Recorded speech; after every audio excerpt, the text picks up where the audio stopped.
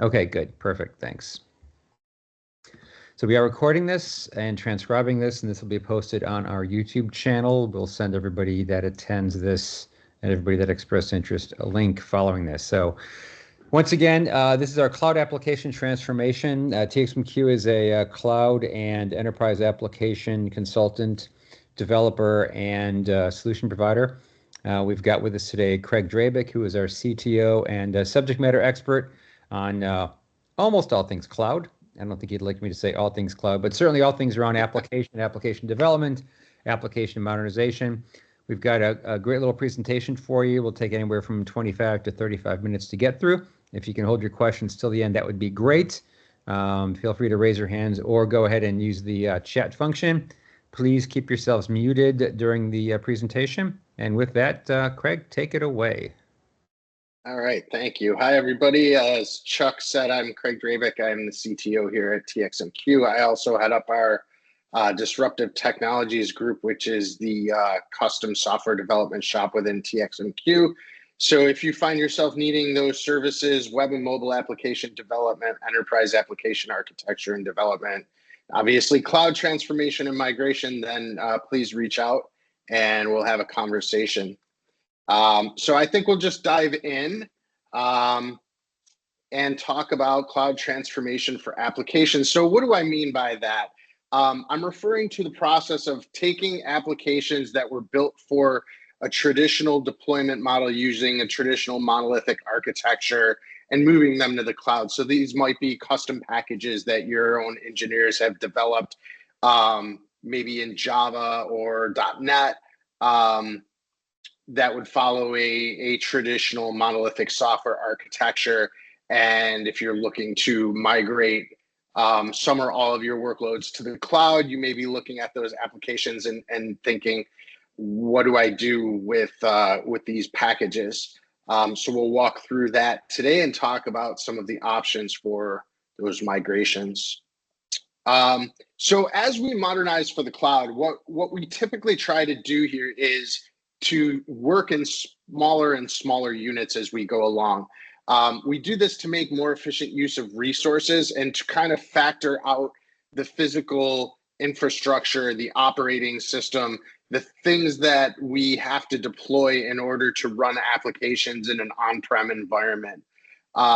We're trying to de-emphasize the things that are sort of low value and emphasize the things that make your application as we go along. We're looking to be able to move more quickly, to deliver new features or bug fixes more quickly, and to use more shared services provided by the cloud that we don't personally have to maintain ourselves. Modernization is a spectrum. It's not a single thing. So you can think of it as a continuum. All the way to the left, we have the kinds of applications that we would build circa 2005 or so, which are monolithic applications. They're tightly coupled to dependencies. They're large deployments. Whereas a modern application, and certainly a cloud native application, is really a collection of loosely coupled independent services that collaborate together to provide the same kind of functionality that you would have built in a large Java app in the past. There are several steps in between these two ends, and we're going to go through those, but those steps may be your end destination instead of the final sort of cloud native, right? So cloud adoption is not a one size fits all thing. You need to consider a number of factors in determining what your ideal architecture is. That is going to depend on your budget, your engineers' skill sets, how many applications you have, a whole number of factors that we'll talk about towards the end of the presentation. But I want everybody to keep in mind as we go along that the goal is not necessarily to get all the way to the end state of this presentation. The best place for you may well be somewhere in the middle. So when we look at a traditional architecture, it may look something like this. You may be familiar with this kind of structure.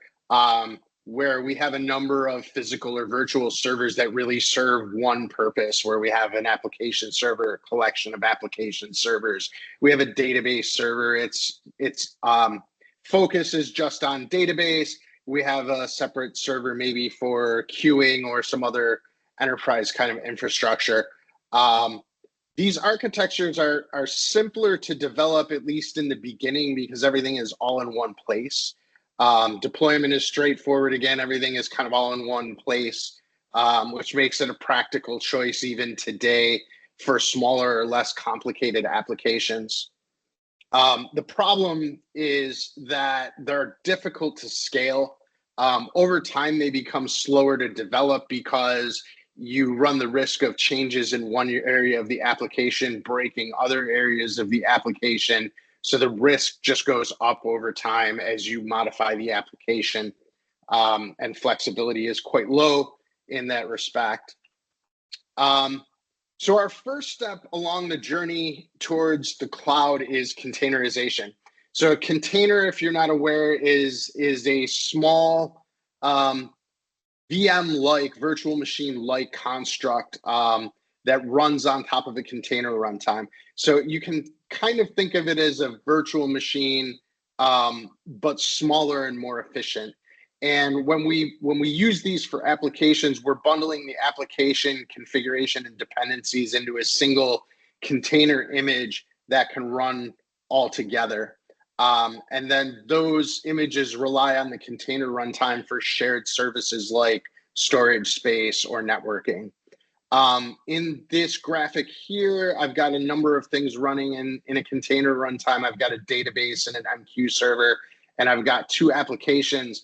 One of the neat things about containers that you can see in this slide is the two applications to the left. We've got a modern application, Spring Boot application running in the latest OpenJDK. And right next to it, we've got a legacy application written for Java 10 running on Tomcat.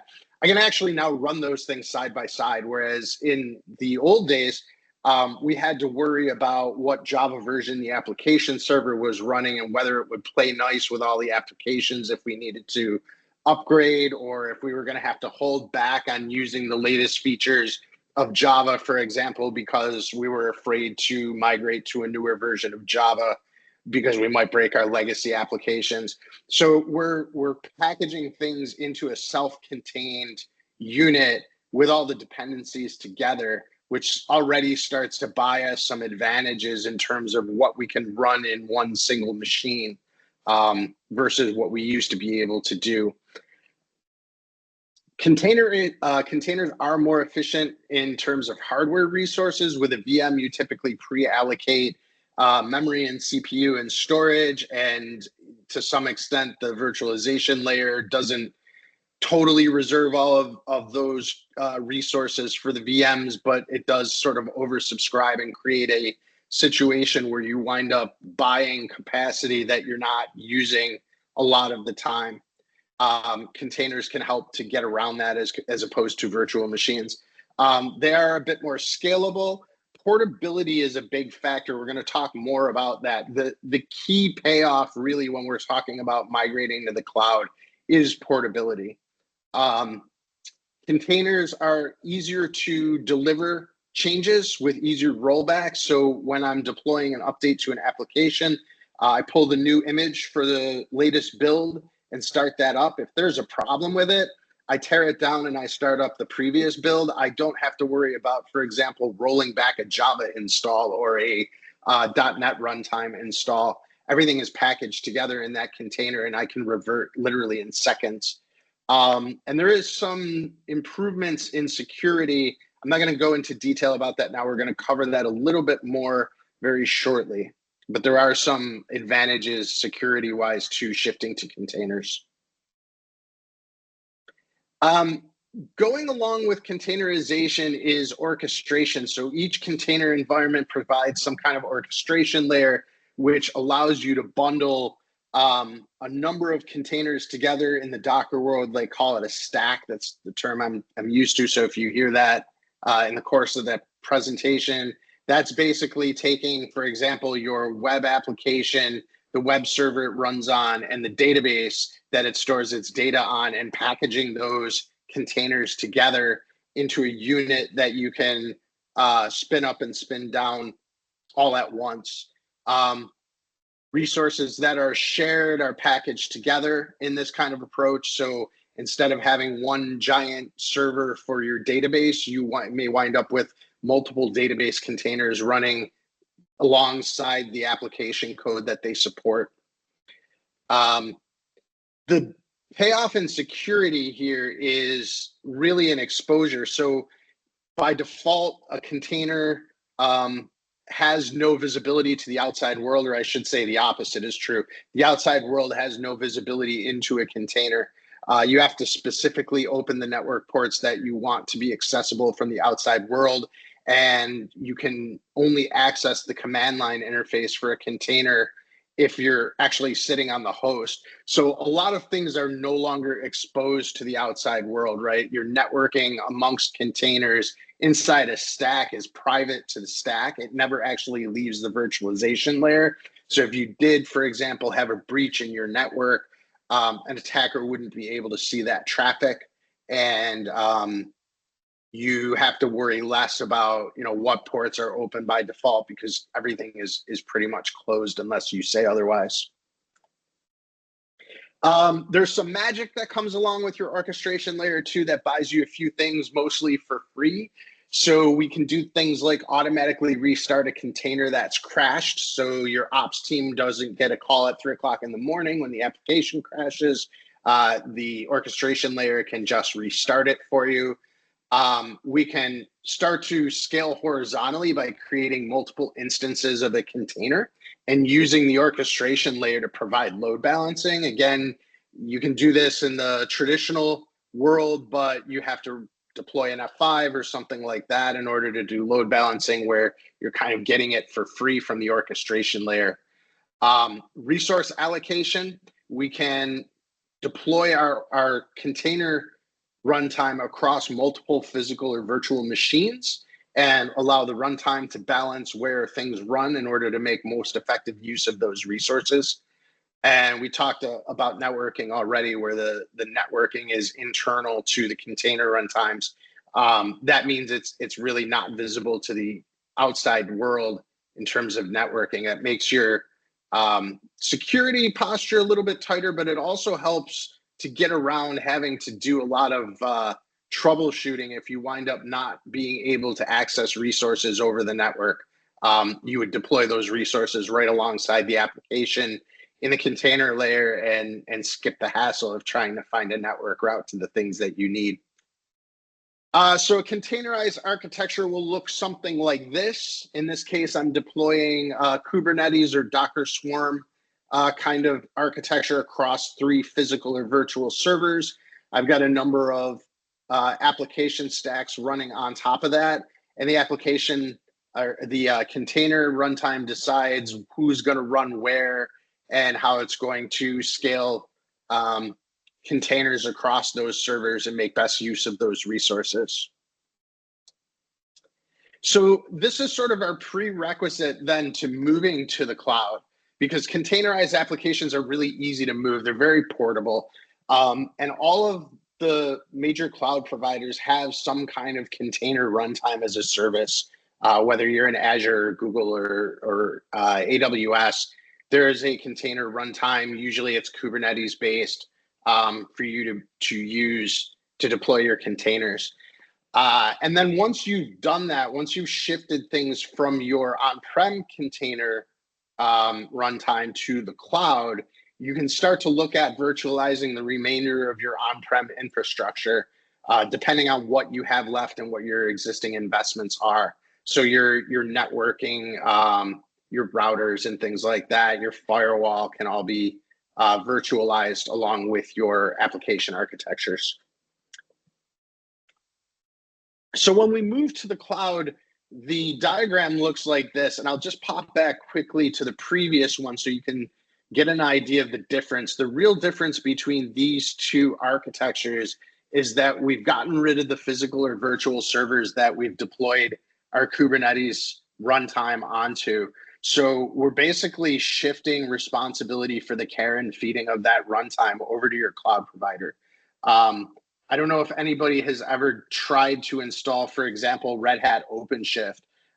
It's not the work of 10 minutes, whereas in 10 minutes, I can have a Kubernetes runtime on any major cloud, no problem. So the gain in efficiency for your operations team and your infrastructure people really shouldn't be underestimated. It can be very tricky to set up and manage some of these environments on-prem, whereas in the cloud, it just becomes so much easier. So once you have your cloud destination, your Kubernetes runtime in the cloud, you can basically pick up your application stacks, drop them on the cloud runtime, and everything pretty much runs without you having to make any further changes. And presto, you're on the cloud. So once we get to the cloud, our next step is to start to look at what else the cloud can provide for us.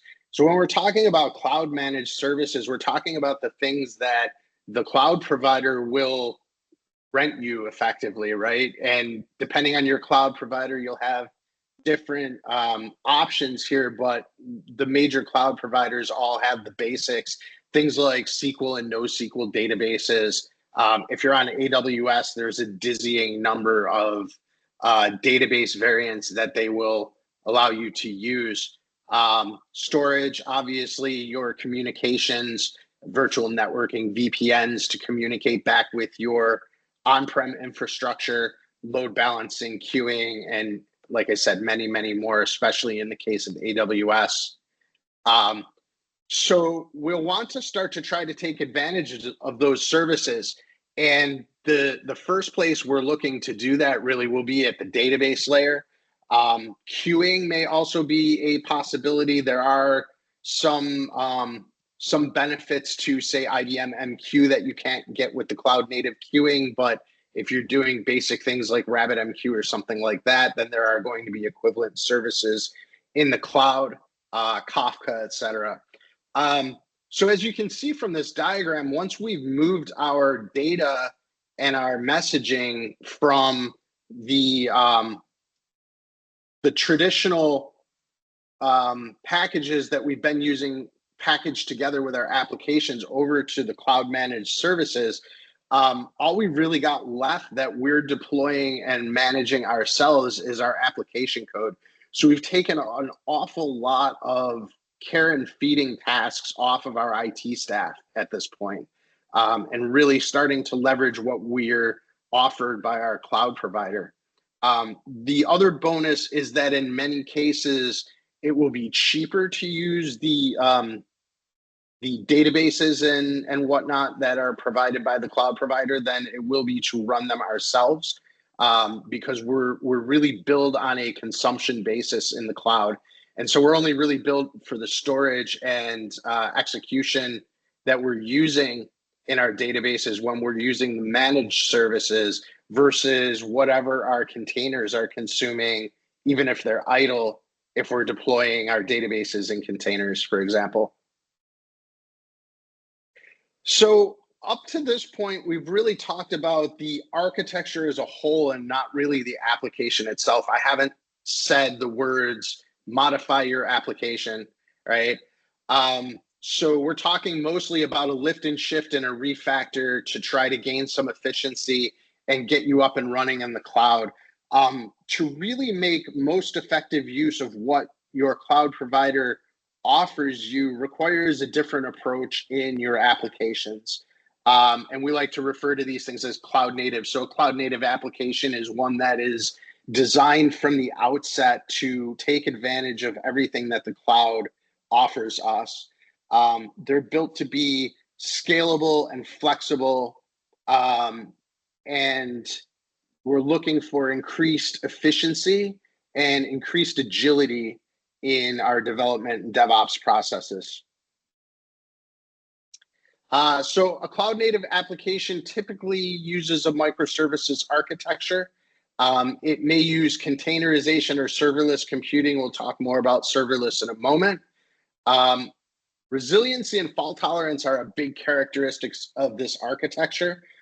because we're starting to break things down. We're starting to break our application itself down into smaller units, which allows us to fail just a specific set of features and not the whole application if something goes wrong. And similarly, it allows us to deliver just the updates that we've made and not have to redeploy the entire application. So the benefits are in scalability and flexibility. Cost efficiency is really a big one here. So a lot of times people feel like moving to the cloud will save them money, and they're a little bit disappointed when the bill comes due and they find out that that hasn't quite been the case, at least not obviously. And that is because you wind up paying for a lot of compute that is effectively idle, right? Whereas when we start to move to cloud native and we're breaking our execution down into smaller pieces, we're really able to pay only for what we need to use instead of what we're actually using, if that makes sense. We'll talk a little bit more about that in a moment. Developer productivity can be better. That's a little bit of a double-edged sword, and we'll talk about that again in more detail momentarily. So when we're looking at a microservices architecture compared to a traditional monolith, a microservices application will decompose into individual services that each does one thing and one thing only. So in the diagram that we're looking at here, this is sort of an e-commerce package that handles payments and orders, inventory, and customer data. In the case of this application, we're breaking each of those business objects into its own service. So we have a separate service for payments, a separate service for orders, a separate service for inventory, et cetera, et cetera. And those services only manage that specific bit of data. So we're able to split these things up both from an execution standpoint, right? What code runs when, as well as from a data perspective. And that allows us to use the correct or the optimal data technology for whatever it is we're trying to do. So maybe your payment service is better suited to a document data store than it is to a SQL database, or your inventory service is better suited to a key value data store than it is to a SQL database. You actually do have the freedom now to mix and match each of those approaches depending on what you're trying to do in that individual service, because the data sort of belongs to the service. The order service needs inventory information. It will ask the inventory service for it. It won't go directly to the database to retrieve it for itself. So this allows us to iterate faster because we can have our teams focus only on the services that need to change, whether you're adding features or you're fixing bugs. If your bug is in the payment service, your developer only has to look at the payment service, doesn't have to retest the inventory service because that is self-contained in a different bit of code. It also allows us to scale this better on a service by service basis. So if you are, for example, doing an inventory in the warehouse and you're beating on the inventory service can scale independently of the other services.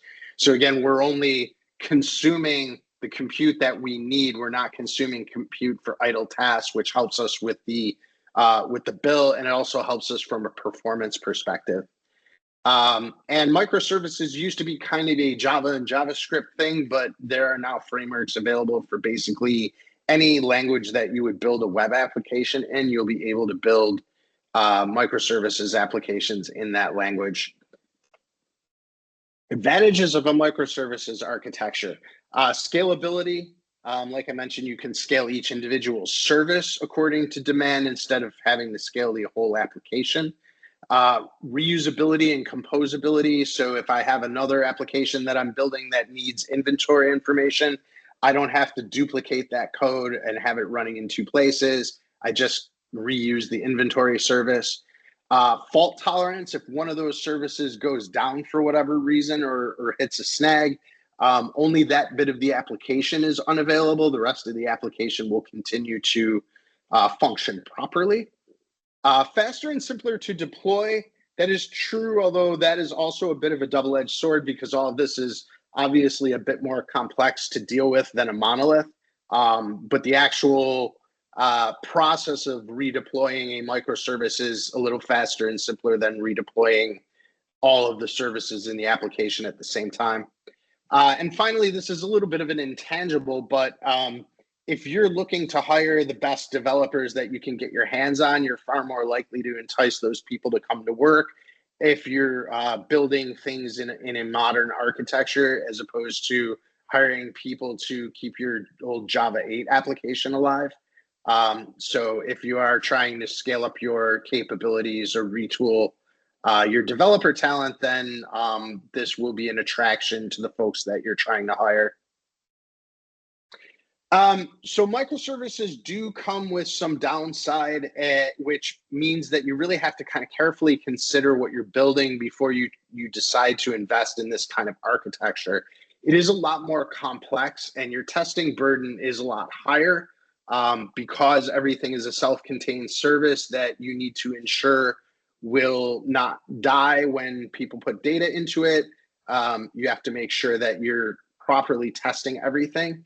Debugging, monitoring, and observability are a bit more challenging than in a monolith, where you can, for example, debug the entire flow of a transaction in a monolithic Java application because all the code is in one place. If you have a service that makes use of several other services, then you're trying to figure out what's going wrong. You need to then jump from one code base to the other code base to the other code base, which makes things a little bit more challenging. And for the same reason, monitoring that solution is always a bit more challenging and needs to be considered at the architecture level. The advantage of being able to use your preferred data technology in each use case is nice, but that can also contribute to some siloing of your data and making combined reporting more difficult, or even causing performance issues when you now have to compose services together in order to get the data that you need for a specific task. Whereas with a monolith, every data object is available to the monolith at the same time, and it can just grab what it needs. So you can have some performance issues when you're composing many services together. Serverless computing is a variant of a microservices architecture. It basically replaces virtual machines that run each individual service, which would be typical of a non-serverless microservices deployment, and replaces those with your cloud function type execution environment. So in AWS, this would be like AWS Lambdas. If you're familiar with Azure, this would be a logic apps or function apps. These are ephemeral execution containers that are created when some code needs to run and are destroyed when that code completes. So instead of, for example, having a web server that sits there and waits for incoming requests that it passes to your Java code to service, when that event occurs, request comes in through HTTP. The framework will start a Lambda function, for example, in AWS with the business logic that you need to handle that request. It will execute, and then it will all go away. So this really results in minimal operational overhead in terms of execution and maximum cost effectiveness, because you aren't paying for a single bit of compute that you aren't doing useful work with. HA, high availability, is built into this. If 1,000 events occur for the same service, then 1,000 Lambdas will be created, and 1,000 Lambdas will go away when they're done. So your scaling is sort of automatic. Your high availability is automatic. I mentioned before that these are event-driven architectures, so they require a little bit of a different thought process than a monolith, but that is actually kind of a benefit because an event can be many things in the context of the cloud. It can be a file showing up in an S3 bucket. It can be a message coming in on a message queue. It can be an HTTP request. It can really be any event that you can really dream up in a cloud context that you can hook into. Management is simpler, yes, for an individual service, but maybe also more complex when you consider that the architecture is more complex. But you do have a faster time to market and the same benefits as microservices on containers when it comes to, for example, just being able to change or deploy one specific service instead of having to change the entire application, retest the entire application. So now that we've gone through our spectrum of options, how do you choose, right? So I think the key question that you want to ask yourself is, what are your legitimate needs for scale? Is things like microservices, serverless, these were designed for applications like Netflix, for example, right? Where tens of millions of users are using these applications on dozens of clients, different, Android, iOS, Apple TV, Chrome, your laptop, right? So do you have an application that's kind of like that, or do you have 20 people using a line of business application? Because that will definitely steer us in one direction or another. The number of applications that you have in your enterprise that you plan to migrate is a factor. If we're migrating one or two applications, then we're probably not going to see an operational cost savings that justifies the expense of re-architecting or rewriting for microservices. Whereas if you're migrating 100 applications, maybe all those fractions of compute that you save on each individual call adds up to a total that makes it worth it. Your budget, your spend for migration obviously is a factor. Investments in your current infrastructure is a factor. You really don't want to waste the money you invested with Oracle or Microsoft for database licenses just to use whatever AWS gives you. That would just leave money on the table that you've already sunk into. And finally, the capability of your IT teams, because you do have to skill up for this migration, right? If your people don't know containers today, if they don't know Kubernetes today, your developers aren't familiar with microservices, there's going to be some training and skilling up that you're going to have to go through. So we would look at these factors and other factors to help our customers determine what the right approach is for a specific application, or even for your entire on-premise architecture, to come up with a plan to how we take you from where you are today to the cloud in a way that's going to be cost effective and also time effective, right? So that we're not working on this for years and years and years.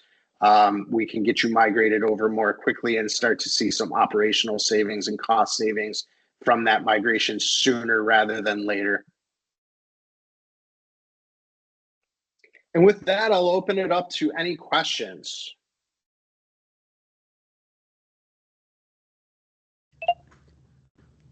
I don't see anything in the chat. Thank you, Craig. That was great. Okay. Any questions? And again, if you are shy or don't think of something until after this presentation, feel free to send us an email. Again, we'll be sending out a note thanking you for attending, as well as a link to this shortly afterwards. It usually takes a little bit, so not right away. So, Craig, this is Miles. I had a question that came in from another one of our customers just via email, who was originally scheduled for the original date and couldn't make this one. But the question revolved around, identifying the hooks, if you will. I don't know what other way to put it, in the existing monolithic application to try to determine how do we come up with the plan to actually segment that into microservices. To break that up. Yeah. And I know it's probably a non-standard answer, but I'm wondering if you have some thoughts that you might elaborate on. Yeah, in a lot of senses, it's a pure programming exercise. Like, thinking of microservices really maps onto like a classic object-oriented programming approach a lot better than you might think it does, right? So hopefully this isn't going to get too nerdy, but when I was in college and learning things like Prolog and pure object-oriented programming, you want to think of a customer, for example, right? And the data attributes associated with that customer and all of the operations you can perform with that customer and package it all together in one object. And to a large extent, that's what we're trying to do with microservices, is package all of those things that relate to a customer or relate to a piece of inventory or something like that together. So the easy answer is it's just really an object-oriented deconstruction exercise. The trick then comes in, okay, after we've done that, right, it's quite rare that an application would just do something with a customer, just do something with inventory. When these things start to collaborate together and overlap, how do we deal with that, right? So that's where the answer becomes more case by case. What are you doing with the application? What are the users expecting out of the application than a pure computer science approach of just like creating the inventory service out of all the things that go with inventory.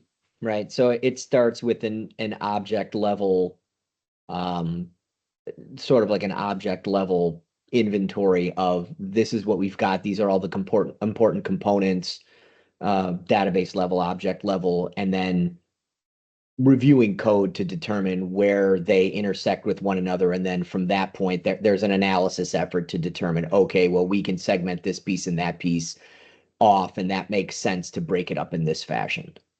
That's correct. Yeah. Yes.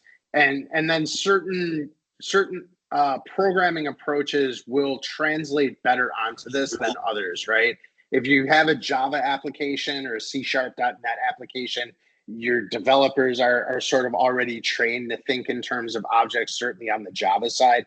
If you're migrating a Cold Fusion application, for example, right, which would be a rewrite anyway, but or an ASP.NET application, PHP, those are things where it's really kind of easy to commingle functionality and distribute things in ways that's not ideal for that kind of approach to collect all of the features that logically group together into an object for a microservices implementation, for example. That's going to be probably more difficult to do with a PHP application than it would with a Java application. Okay, thanks. Good question. All right. If we don't have anything else, I want to thank everybody for joining. Again, we'll be sending you an email. Please go ahead and let us know your thoughts on this as well via that email, and look for more content from us in the future. Hey, Chuck, before we wrap up here, I don't know if this is maybe a question for Lindsay, but Lindsay, are all the attendees essentially lined up to get a link or copy the recording somehow? What's our intention in terms of providing the recap of this or the replay of this to this audience? I've got everybody's email. As soon as this is available, I'll post it on YouTube, and then I'll send an email out to everybody with the YouTube link. So I give it to me by the end of today, and you guys should have an inbox message from me with the link to this, as well as just information to how to reach out to us. Okay, yeah, because I know there's a few folks who joined midstream or whatever, Yep. So they may want to go back and review some of this. Thank you. Yep, no problem. Thanks, Thank you, everybody. Tim. Appreciate you attending. Thanks, everyone. Take care. Have a good Bye. day. Bye, Bye-bye. guys.